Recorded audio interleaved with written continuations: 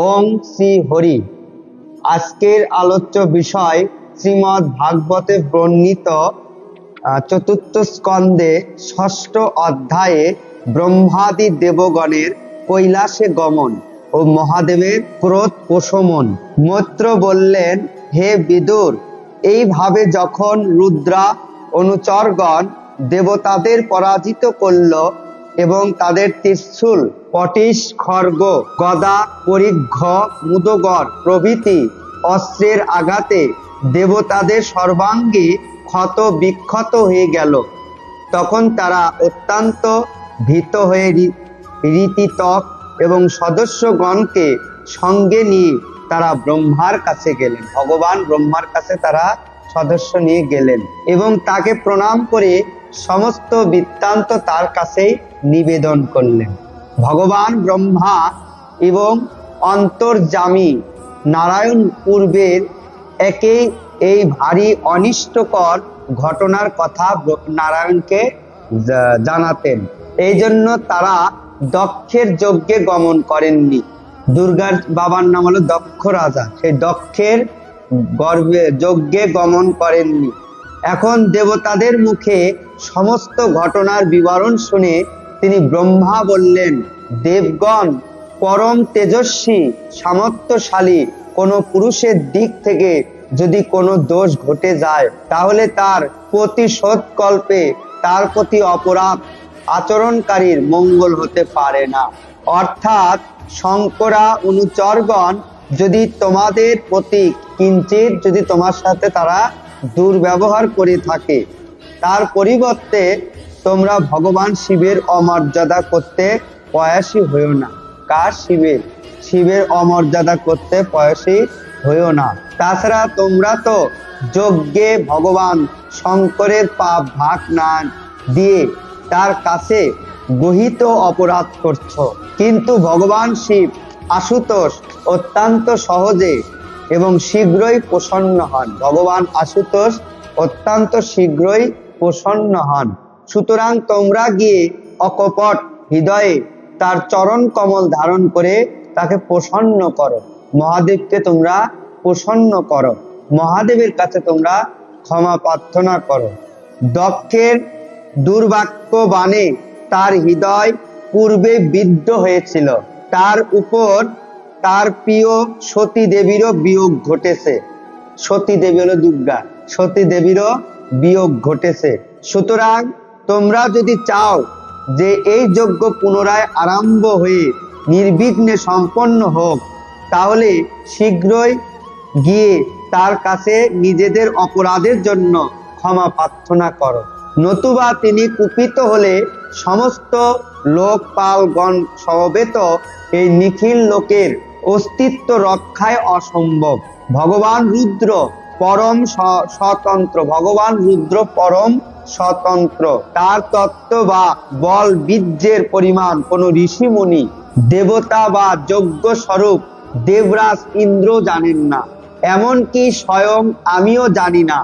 সুতরাং অন্য কোন দেহধারীর তো কথাই নেই। এই অবস্থায় তাকে শান্ত করার উপায় বিধান কে করতে পারে? ভগবান ব্রহ্মা দেবতাগণকে এইরূপ নির্দেশ দিয়ে তারপর নিজেই তাদেরকে, পিতৃগণকে এবং প্রজাপতিগণকে সঙ্গে নিয়ে নিজ লোক অর্থাৎ ব্রহ্মলোক থেকে ভগবান ত্রিপুরারি শিবের প্রিয় ধাম পর্বত শ্রেষ্ঠ কৈলাসে গমন করলেন। সেই কৈলাসে ঔষধি, তপস্যা, মন্ত্র তথা যোগ প্রভৃতি উপায় দ্বারা যারা সিদ্ধি লাভ করেছেন এবং যারা জন্ম থেকে সিদ্ধ এমন দেবতাগণ নিত্য নিবাস করেন সেই কৈলাসে। কিন্নর, গন্ধর্ব এবং অপ্সরা বৃন্দ সেই শিকড়গুলি মণিময়, বহু প্রকারের ঋতুর বিবিধ বর্ণে সেগুলি বিচিত্র, বহুবিধ বৃক্ষলতা গুল পরিপূর্ণ সেই পর্বতে অসংখ্য প্রকারের আরণ্য পশু বিচরণ করেন, আরণ্য পশু বিচরণ করে। নির্মল জলের নানা প্রস্রবণ, অনেক গহূর ও উচ্চ সানু দেশ সেই পর্বতটিকে সিদ্ধ রমণীগণের কাছে আনন্দদায়ক করে তুলছে। যে সিদ্ধ রমণীরা সেখানে তাদের প্রিয়গণের সঙ্গে বিহার করে থাকেন, সেখানে চতুর্দিক ময়ূরের কেকারবে, মত্ত ভ্রমরদের গুঞ্জনে, কোকিলের কুহু ধ্বনিতে এবং অন্যান্য পাখিদের গুঞ্জনে মুখরিত। সেখানে কল্পবৃক্ষগুলির উচ্চ শাখার আন্দোলনে মনে হয় যেন সেই পর্বত নিজেই হাত তুলে পাখিদের আহ্বান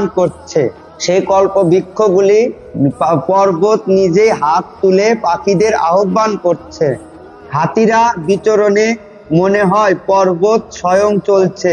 আবার ঝর্ণার কলস্বরে মনে হয় পর্বত বুঝি কথা বলছে। মন্দার পারিজাত, সরল তমাল, তাল, কোবিদ্যার, রক্তকাঞ্চন, অসন্ন, অর্জুন প্রভৃতি বৃক্ষে সেই পর্বত শোভাবিত। আম, কর্দব্য, নিপ, ভিন্ন প্রকারের কর্দব্য, নাগ, পুন্নাগ, চম্পক, পাটল, অশোক, বকুল, কুন্দ, রূবক, স্বর্ণবর্ণ, শত, পত্র, পদ্ম, এলালতা, জাতি পুষ্প, মালতীলতা ও কুঞ্জক মল্লিকা এবং মাধবী প্রভৃতি বিভিন্ন জাতির বৃক্ষ ও লতা সমূহ সেই পর্বতের শোভা বৃদ্ধি করছে।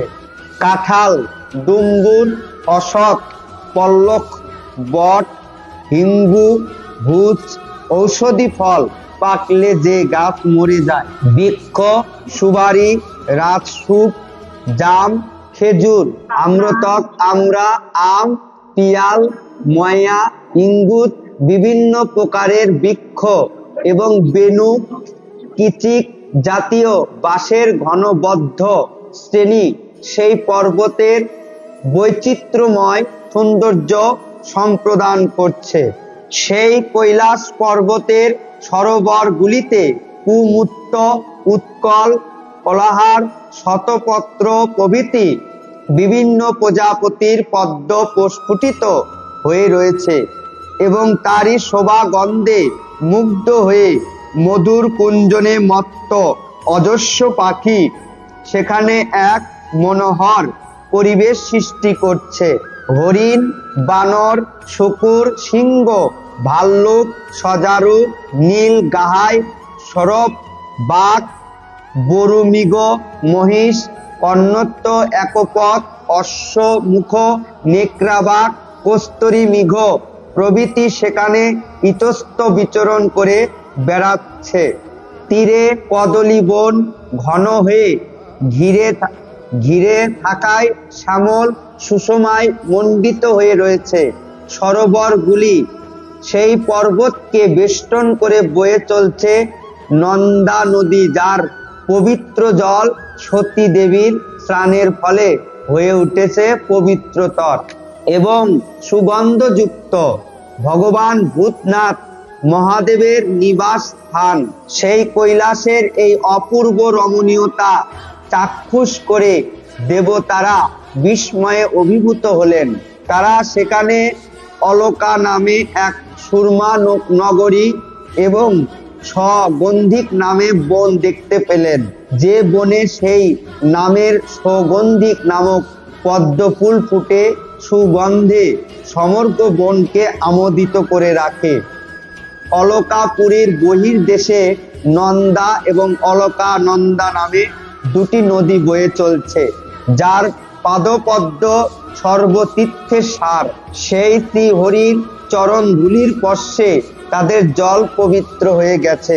বিদুর, রতি বিলাস শান্ত দেবাঙ্গনাগণ নিজেদের নিবাস স্থান থেকে অবতরণ করে সেই নদী দুটির জলে অবগাহন করেন এবং ক্রীড়াচলে নায়কদের দেহে জল নিক্ষেপ করে থাকেন।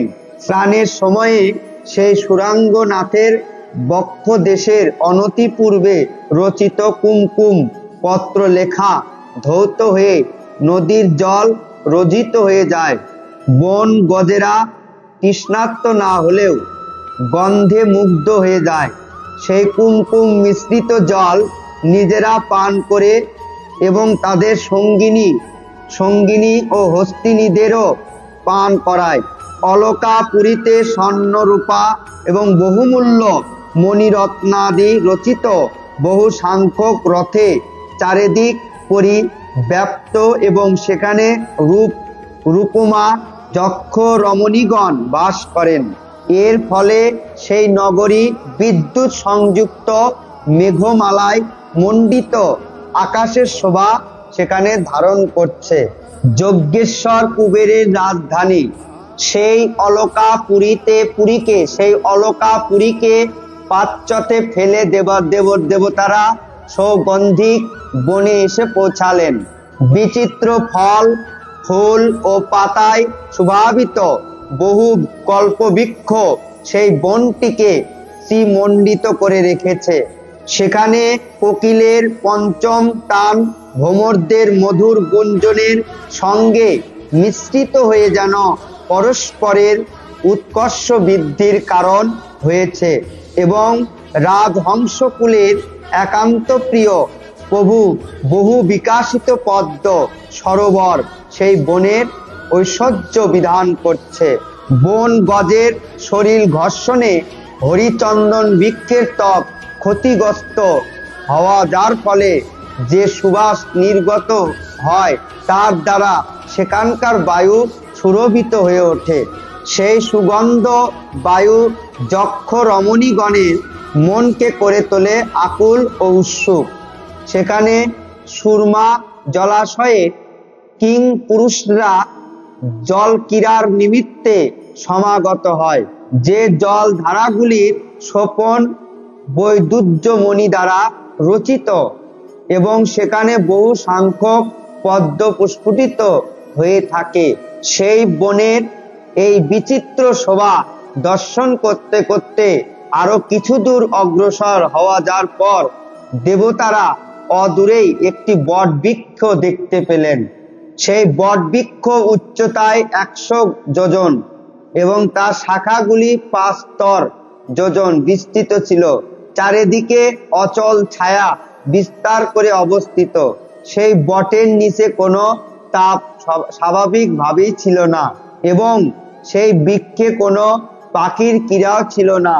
মহাযোগময় মুমুক্ষু জনের আশ্রয়ভূত সেই বট বৃক্ষের নিচে দেবতারা ভগবান শিবকে অধিষ্ঠিত দেখতে পেলেন। তাকে দেখে মনে হচ্ছিল যেন স্বয়ং যমরাজ ক্রোধশূন্য মূর্তিতে অবস্থান করছে। প্রশান্ত মূর্তি সেই ভগবান শঙ্করকে সনন্দন প্রভৃতি শান্ত মহাসিদ্ধিগণ এবং তার সখা যজ্ঞ রাক্ষসদের অধিপতি কুবেরের সেবা করছিলেন। জগৎপতি মহাদেব সমগ্র বিশ্বের সুহিত স্নেহ বশে তিনি সকলের কল্যাণ করে থাকেন। লোক হিতের জন্যই তিনি উপাসনা, চিত্তের একাগ্রতা এবং সমাধি প্রভৃতি সাধনের আচরণে নিরত থাকেন। তার দেহের কান্তি সন্ধ্যাকালীন মেঘের মতো। সেই দেহে তিনি তপস্বী গণের একান্ত অভীষ্ট চিহ্ন সম্ভম দণ্ড জটা মেঘচম্র এবং মস্তকে চন্দ্রলেখা ধারণ করেছিলেন। তিনি কুশাসনে উপবিষ্ট ছিলেন এবং উপস্থিত বহু সাধু শ্রোতাদের সম্মুখে দেবর্ষি নারদের জিজ্ঞাসার উত্তরে সনাতন ব্রহ্মা সম্পর্কে উপদেশ দিচ্ছিলেন। তিনি বাম চরণ দক্ষিণ উরুর উপরে, বাম হাত বাম জানুতে এবং দক্ষিণ হাতের মণিবদ্ধে জপমালা ধারণ করে তক মুদ্রা অবলম্বনে আসীন ছিলেন। তিনি যোগপটের কাষ্ঠ নিমিত্তে যোগাসন সহায়ক উপকরণ সাহায্যে আসনবদ্ধ অবস্থায় একাগ্র চিত্তে ব্রহ্মানন্দের অনুভবে তিনি মগ্ন ছিলেন। এই সময়ে সেই লোকপাল দেববৃন্দের সঙ্গে সমাগত মুনিগণ মননশীলদের মধ্যে যিনি সর্বশ্রেষ্ঠ সেই ভগবান গিরিশকে গীতাঞ্জলি পুটে প্রণাম করলেন। যদিও দেবতা ও দৈত্যদের অধিপতিগণ সকলেই তার চরণ বন্দনা করতেন, তথাপি স্বয়ং ব্রহ্মাকে তার অধিষ্ঠানে সমাগত দেখে ভগবান মহাদেব অবিলম্বে গায়ত্রী খান করলেন এবং ব্রাহ্মণ অবতারে সর্বলোক্য পূজ্য ভগবান বিষ্ণু যেমন মহর্ষি কেশবকে বন্দনা করেছিলেন, তেমন ভাবে নত মস্তকে ব্রহ্মাকে প্রণাম করলেন। মহাদেবের চারপাশে যে সকল মহর্ষি ও সিদ্ধিগণ উপবিষ্ট ছিলেন তারাও সেইভাবে ব্রহ্মাকে প্রণাম করলেন। এইভাবে সকলের প্রণাম সমর্পণ হলে তখন প্রণাম মুদ্রায় অবস্থিত ভগবান চন্দ্রশেখরকে ব্রহ্মা সমিত বদনে বললেন।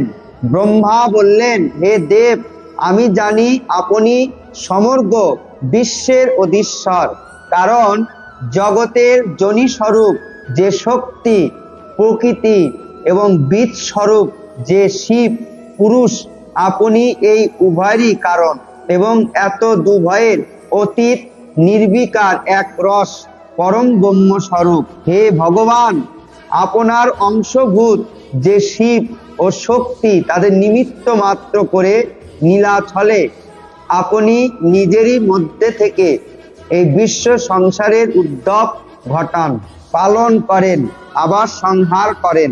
যেমন মাকড়সা নিজ দেহ থেকে উনজাল বিস্তার করে, তার ধারণ করে এবং পুনরায় সংহরণ করে থাকে। ধর্ম ও অর্থ প্রসবকারী বেদের রক্ষার নিমিত্তে দক্ষকে প্রয়োজন সাধক সূত্র রূপে ব্যবহার করে।